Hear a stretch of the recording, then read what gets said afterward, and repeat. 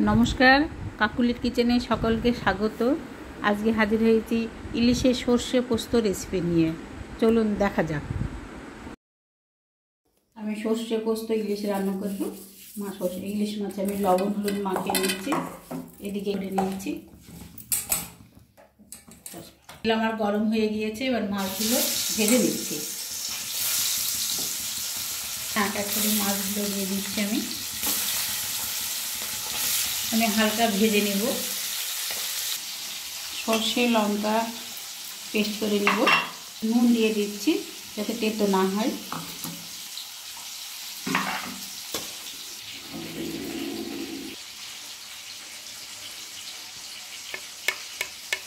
আমি উল্টিয়ে দিচ্ছি। ইলিশ মাছ বেশি ভাজবো না, একটু এপিট ওপিট গড়িয়ে নেব। আমি কাজু পোস্ত আর একটা লঙ্কা আমি পেস্ট করে নেব। এই দেখো, এবার কালো জিরে ফোড়ন দিচ্ছি মাছ ভাজা তেলেই।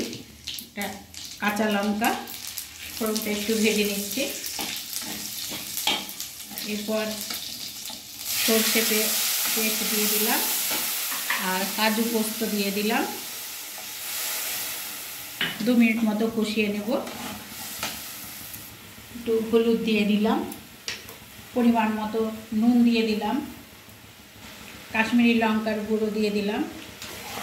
এবার একটু কষে নেব।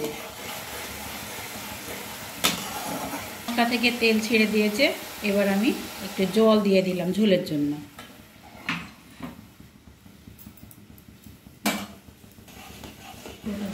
দিয়ে দিচ্ছি।